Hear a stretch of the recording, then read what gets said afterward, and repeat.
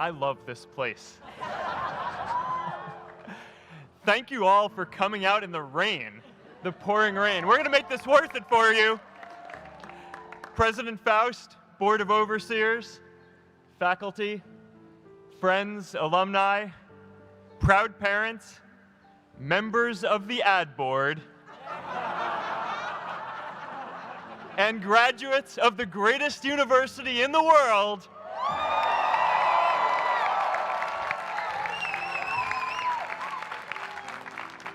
I am honored to be here with you today because, let's face it, you accomplished something I never could. If I get through this speech today, it'll be the first time I actually finish something here at Harvard. Class of 2017, congratulations.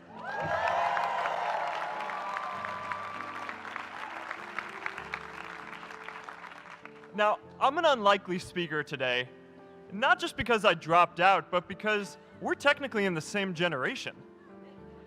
We walked this yard less than a decade apart. We studied the same ideas and slept through the same Act 10 lectures. We may have taken different roads to get here, especially if you came all the way from the quad. But today, I want to share what I've learned about our generation and the world we're all building together. But first, these last couple of days have brought back a lot of good memories. How many of you remember exactly where you were and what you were doing when you got that email telling you got into Harvard?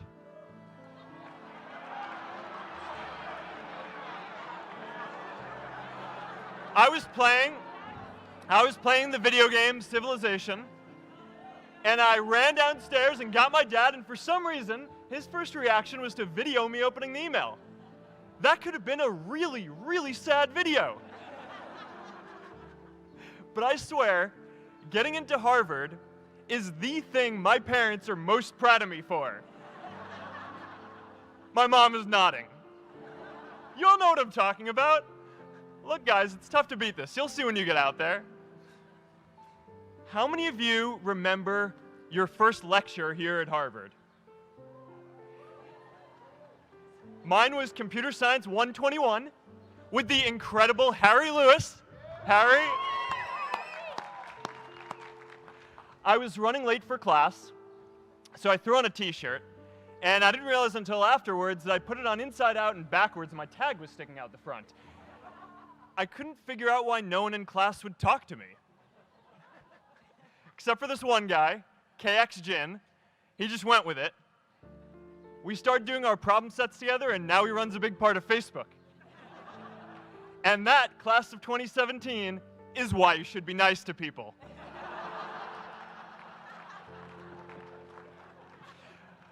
But my best memory from Harvard is meeting Priscilla.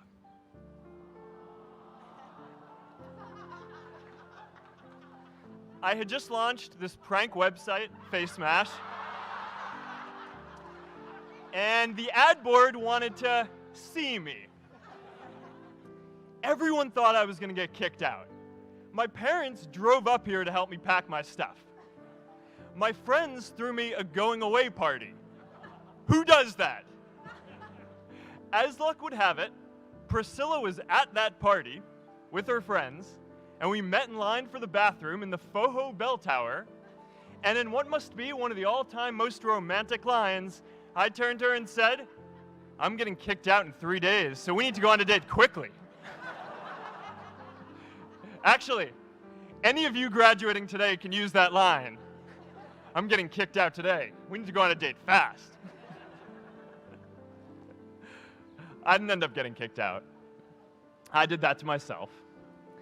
Priscilla and I started dating, and, you know, that movie made it seem like Face Mash was so important to starting Facebook. It wasn't. But without Face Mash, I never would have met Priscilla. And Priscilla's the most important person in my life.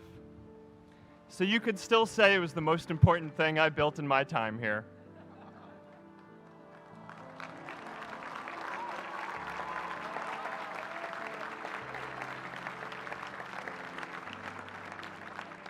We have all started lifelong friendships here, and some of us even families. That's why I'm so grateful to this place. Thanks, Harvard.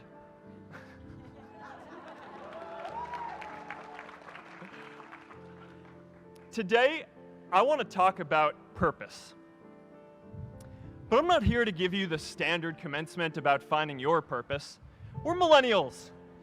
We try to do that instinctively. Instead, I'm here to tell you that finding your purpose isn't enough. The challenge for our generation is to create a world where everyone has a sense of purpose. One of my favorite stories is when JFK went to go visit the NASA Space Center, and he saw a janitor holding a broom, and he asked him what he was doing, and the janitor replied, "Mr. President, I'm helping put a man on the moon." Purpose is that feeling that you are a part of something bigger than yourself, that you are needed, and that you have something better ahead to work for. Purpose is what creates true happiness. And you are graduating at a time when this is especially important. When our parents graduated, that sense of purpose reliably came from your job, your church, your community. But today, technology and automation are eliminating many jobs. Membership in a lot of communities has been declining, and a lot of people are feeling disconnected and depressed and are trying to fill a void in their lives. As I've traveled around, I've sat with children in juvenile detention and opioid addicts who've told me that maybe their lives would have turned out differently if they just had something to do, an after-school program or somewhere to go. I've met factory workers who know their old jobs aren't coming back and are just trying to find their path ahead. For our society to keep moving forward, we have a generational challenge to not only create new jobs, but create a renewed sense of purpose.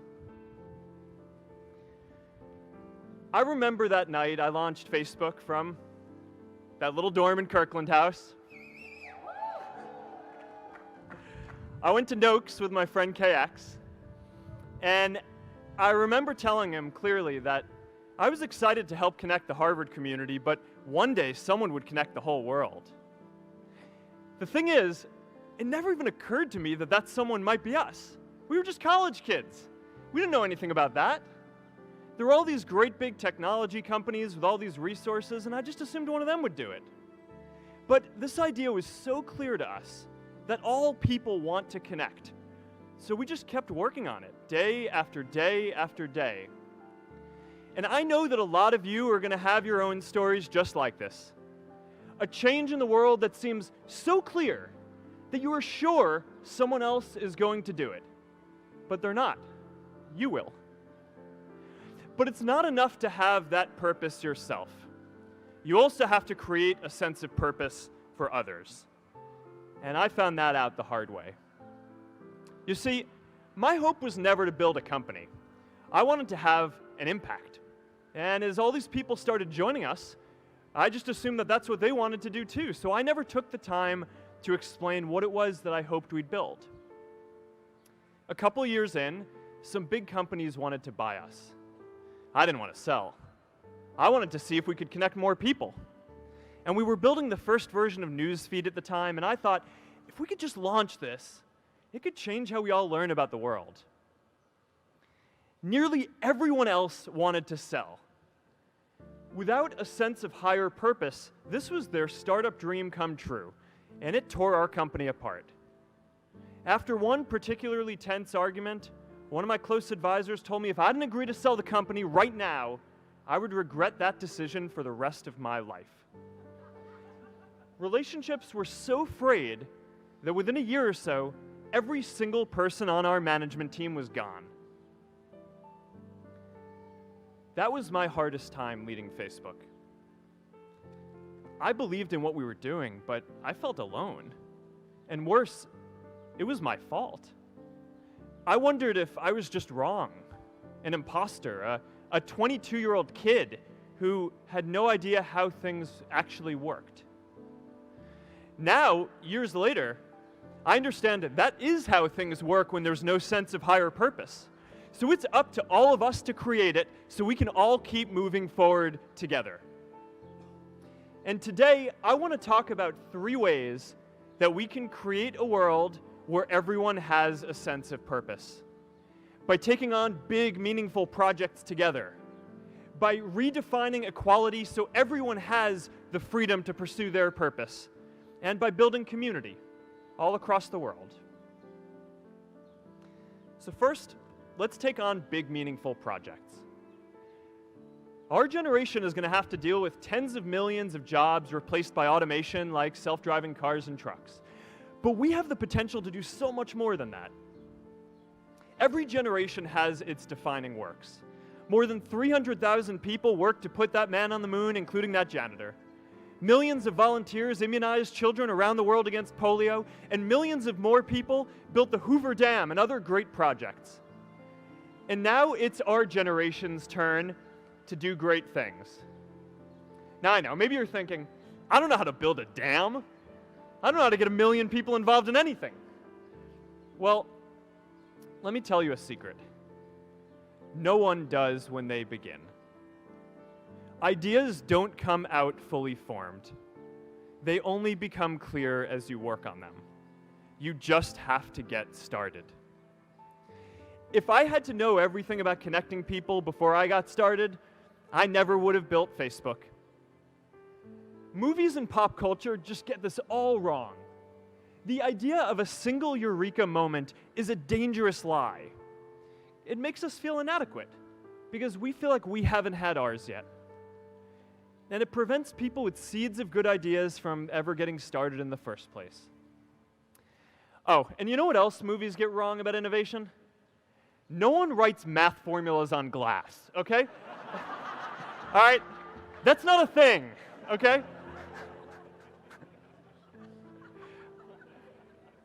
It's really good to be idealistic, but be prepared to be misunderstood. Anyone working on a big vision is going to get called crazy, even if you end up right. Anyone taking on a complex problem is going to get blamed for not fully understanding it, even though it's impossible to know everything up front. Anyone taking initiative will always get criticized for moving too fast because there's always someone who wants to slow you down. In our society, we often don't take on big things because we're so afraid of making mistakes that we ignore all the things wrong today if we do nothing. The reality is, anything we do today is going to have some issues in the future. But that can't stop us from getting started. So what are we waiting for? It is time for our generation-defining great works. How about stopping climate change before we destroy the planet and getting millions of people involved, manufacturing and installing solar panels? How about curing all diseases and getting people involved by asking volunteers to share their health data, track their health data, and share their genomes? You know, today, our society spends more than 50 times as much treating people who are sick as we invest in finding cures so people don't get sick in the first place. It makes no sense. We can fix this. How about modernizing democracy so everyone can vote online? And how about personalizing education so everyone can learn? These achievements are all within our reach. Let's do them all in a way that gives everyone in our society a role. Let's do big things, not just to create progress, but to create purpose.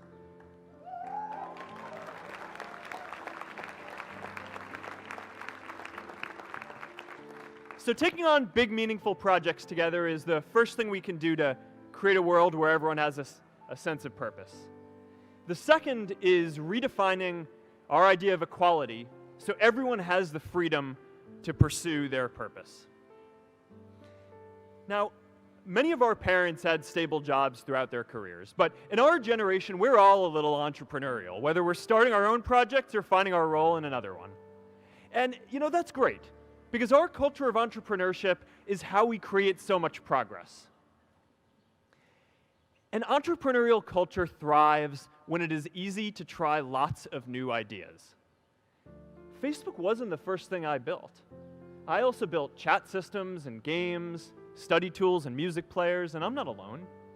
J.K. Rowling got rejected 12 times before she finally wrote and published Harry Potter.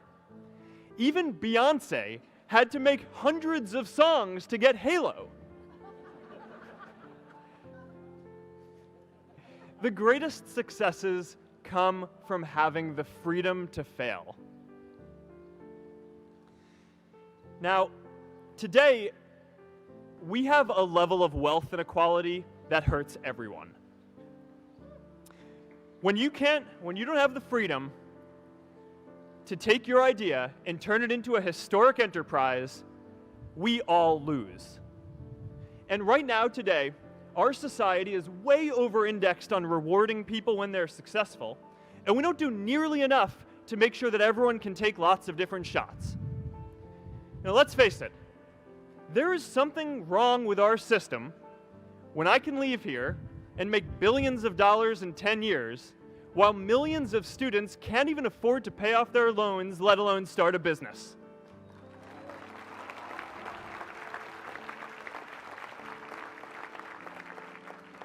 Look, I know a lot of entrepreneurs, and I don't know a single person who gave up on starting a business because they were worried they might not make enough money.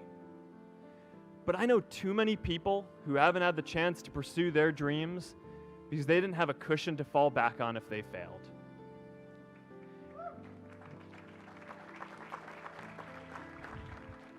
We all know you don't get successful just by having a good idea or working hard.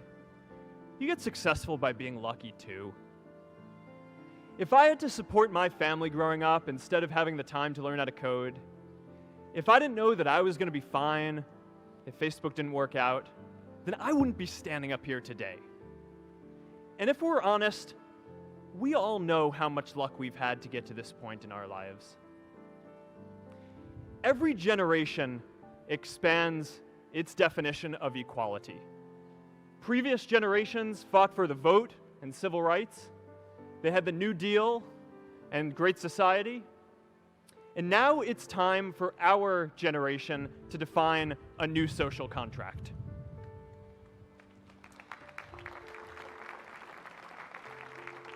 We should have a society that measures progress not just by economic metrics like GDP, but by how many of us have a role we find meaningful.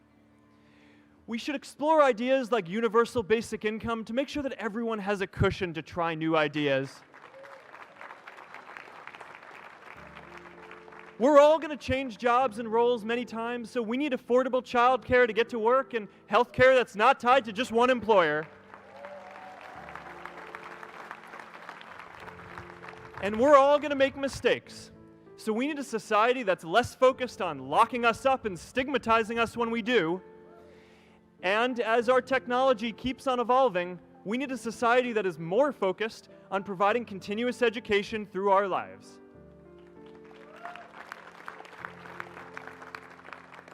And yes, giving everyone the freedom to pursue purpose isn't going to be free. People like me should pay for it. And a lot of you are going to do really well, and you should too.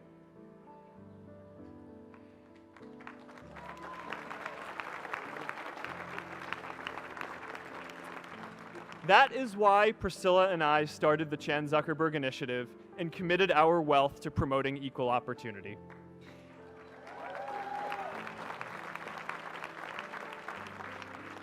These are the values of our whole generation. It was never a question of if we were going to do this. The only question was when. Millennials are already one of the most charitable generations in history. In just 1 year, more than 3 in 4 US millennials donated to charity, and more than 7 in 10 raised money for another one.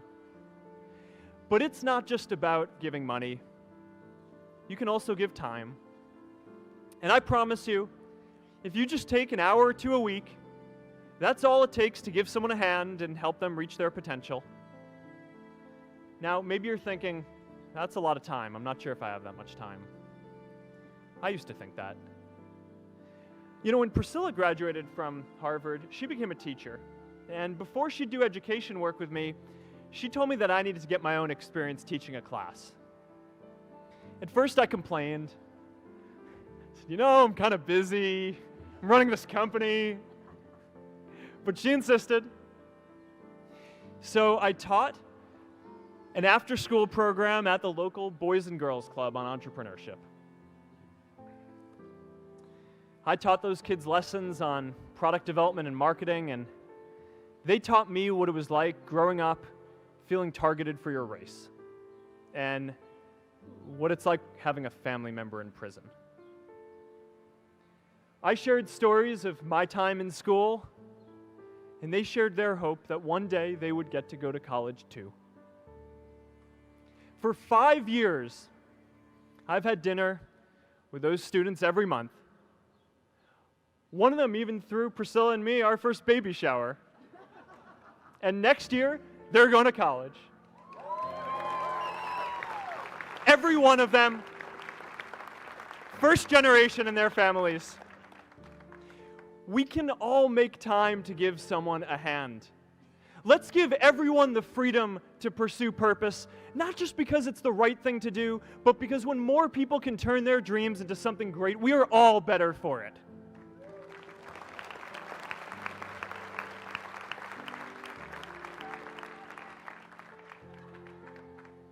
Purpose doesn't only come from work. The third way we can create a sense of purpose for everyone is by building community.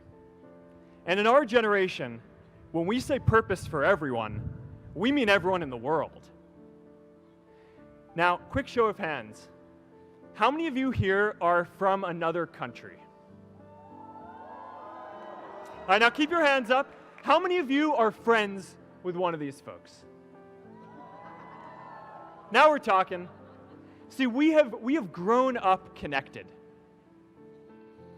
In a recent survey of millennials around the world, asking what most defines our identity, the most popular answer wasn't nationality, ethnicity, or religion. It was citizen of the world. That's a big deal. Every generation expands the circle of people we consider one of us. And in our generation, that now includes the whole world. We understand that the great arc of human history bends towards people coming together in ever greater numbers, from tribes to cities to nations, to achieve things that we could not on our own. We get that our greatest opportunities are now global. We can be the generation that ends poverty, that ends disease. And we get that our greatest challenges need global responses too. No country can fight climate change alone or prevent pandemics. Progress now requires coming together, not just as cities or nations, but also as a global community. But we live in an unstable time. There are people left behind by globalization across the whole world. And it's tough to care about people in other places when we don't first feel good about our lives here at home. There's pressure to turn inwards. This is the struggle of our time. The forces of freedom, openness, and global community against the forces of authoritarianism, isolationism, and nationalism. Forces for the flow of knowledge, trade, and immigration against those who would slow them down. This is not a battle of nations. It is a battle of ideas. There are people in every country for more global connection, and there are good people against it. And this isn't going to be decided at the UN either. It's going to happen at the local level when enough of us feel a sense of purpose and stability in our own lives that we can start to open up and care about everyone else too. And the best way to do that is to start building local communities right now.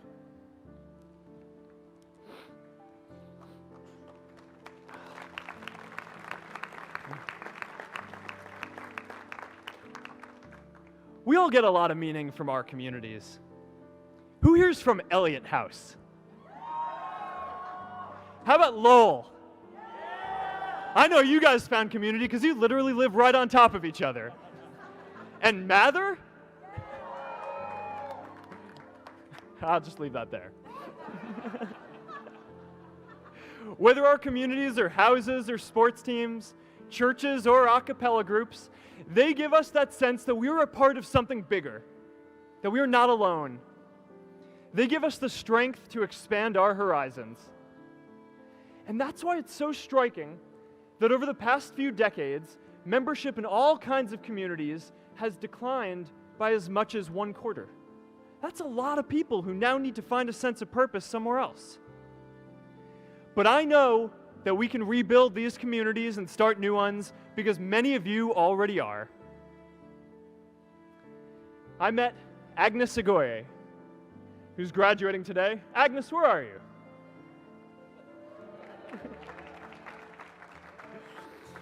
Agnes spent her childhood navigating conflict zones with human trafficking in Uganda, and now she's trained thousands of law enforcement officials to keep communities safe.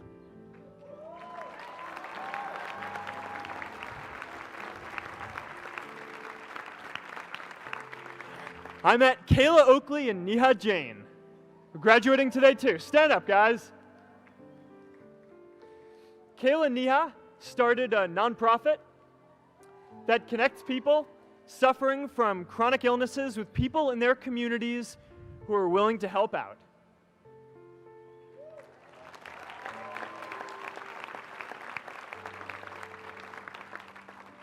And I met David Razu Aznar, who's graduating from the Kennedy School today. David, stand up.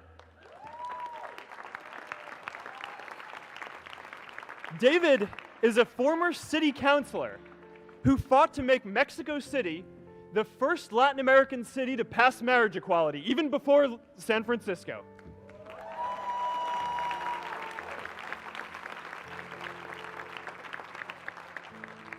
And this is my story too.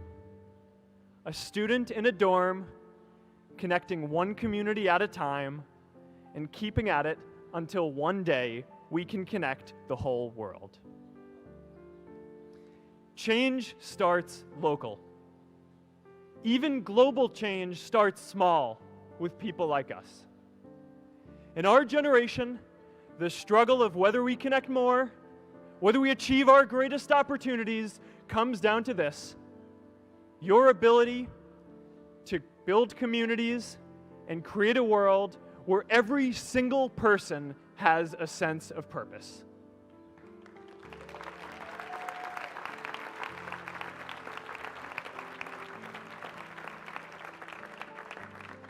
Class of 2017, you are graduating into a world that needs purpose, and it's up to you to create it.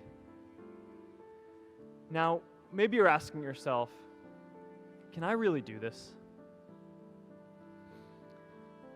Well, remember when I told you about that class I taught at the Boys and Girls Club? One day after class, I was talking to my students about going to college, and one of my top students raised his hand and said that he wasn't sure he could go to college because he's undocumented. He wasn't sure if they'd take him. Last year, I took him out to breakfast for his birthday, and I wanted to get him a gift, so I asked him what he wanted, and he just started talking about struggles that he saw other students in his class facing, and finally said, "You know, I'd really just like a book on social justice." I was blown away. Here is a young guy who has every reason to be cynical. He wasn't sure if the country he calls home, the only one he's known, was going to deny him his dream of going to college. But he wasn't feeling sorry for himself. He wasn't even thinking of himself. He has a greater sense of purpose, and he's going to bring people along with him. It says something about our situation today that I can't even say his name because I don't want to put him at risk. But if a high school senior who doesn't know what the future holds for him can do his part to move the world forward,